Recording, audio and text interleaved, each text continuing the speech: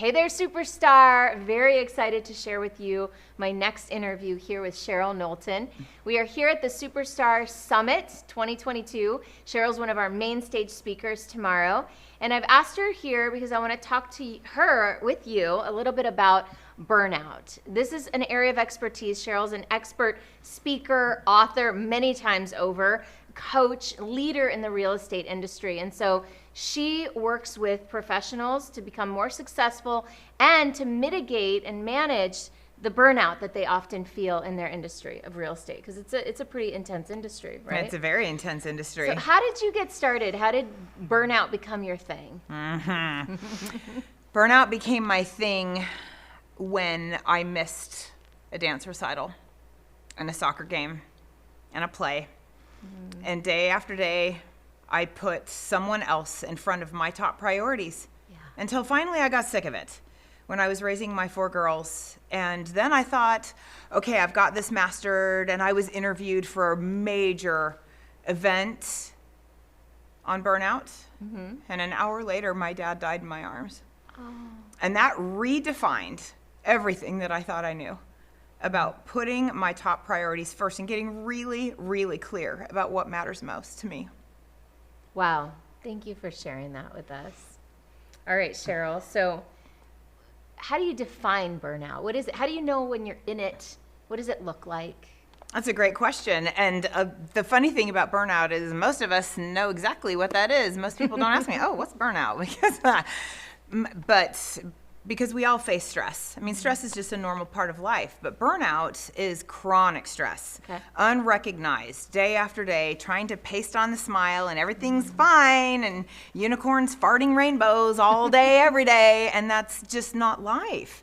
And chronic, unrecognized stress, and teachers feel it, medical professionals feel it, parents feel it, business owners and entrepreneurs feel it. We all feel it at some level. And what do you do about it? First of all, create awareness around it and create what I call the SWEET life. So SWEET is an acronym. Oh, I love those acronyms. My brain thinks in acronyms. So yeah, SWEET stands for sleep.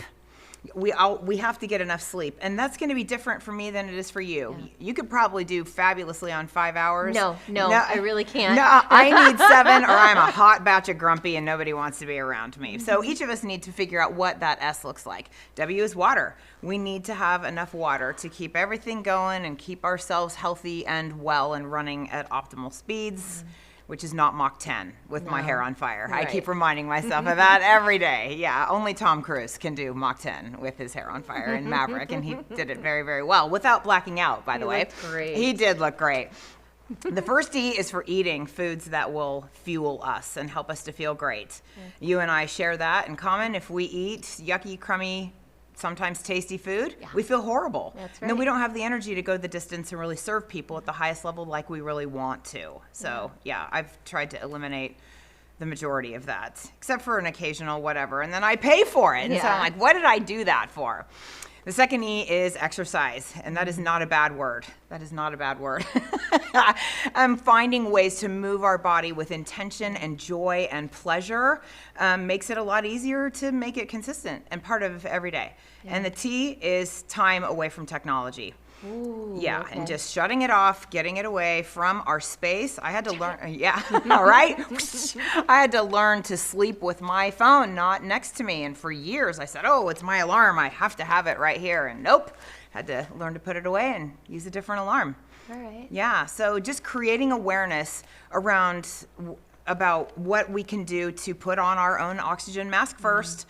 We have to, or we really truly can't help everyone else, and just recognizing what it takes to keep us living the sweet life. So how do you work with entrepreneurs on this? How do you help them to manage burnout, or to, avoid it or fix it? What are some of the things you do with your clients? How long do we have? Right? I have created something called the Roadmap to Bliss. Okay. And it encompasses 10 keys to unlocking the secrets to what is causing our burnout so that we can create awareness around it, and then 10 steps to create bliss. Well, let's talk about that for a minute. Why do you think so many of your clients, real estate entrepreneurs in general, Why do you think they struggle with burnout? Largely because they don't know where it's coming from. Okay. And because they want, a lot of real estate professionals feel like I have to take this call. And we're driven by that hamster wheel where we just run and run and run and we don't actually go anywhere. We just keep running. Yeah. Until we, like the rope that starts to fray, you don't see it at first until it just breaks apart. What are some of the other traps that your clients fall into? People pleasing. Yeah. And I am the queen of overcoming. I would say that isn't that a root cause of burnout? Is if you're trying to people please, maybe you're overcommitting, and then if you're overcommitting, you've got too much going on, and then you burn out. Absolutely.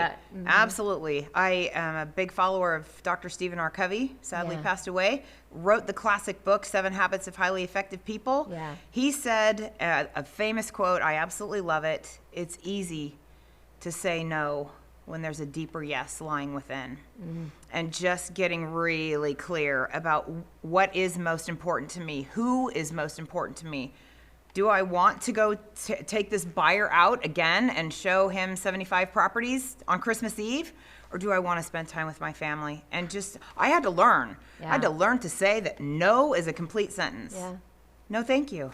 No, thank you. No, thank you is the gracious way. I had to say no and be rude about it at first until I developed the muscle and built the habit. Yeah.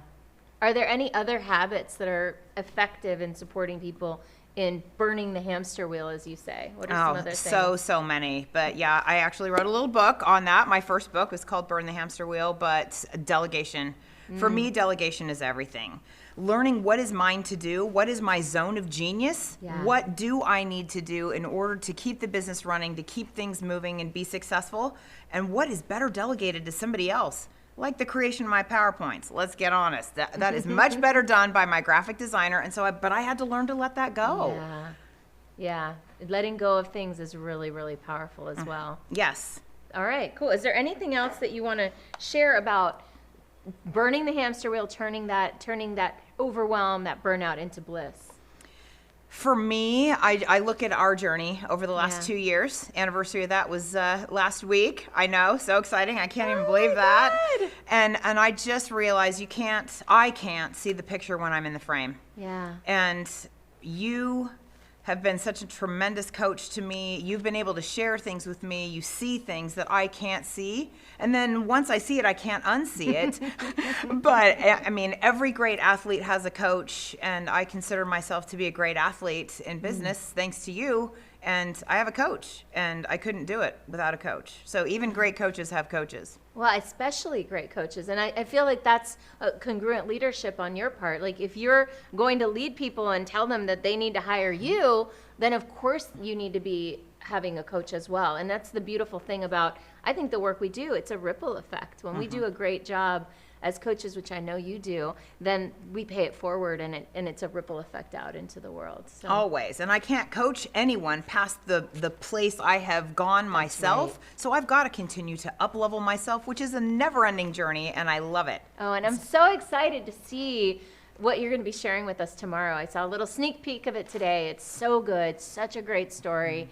And thank you for being here and being part of this event with us. Oh, I'm thrilled to be here, Michelle. Thanks for having me. I love you. I love you.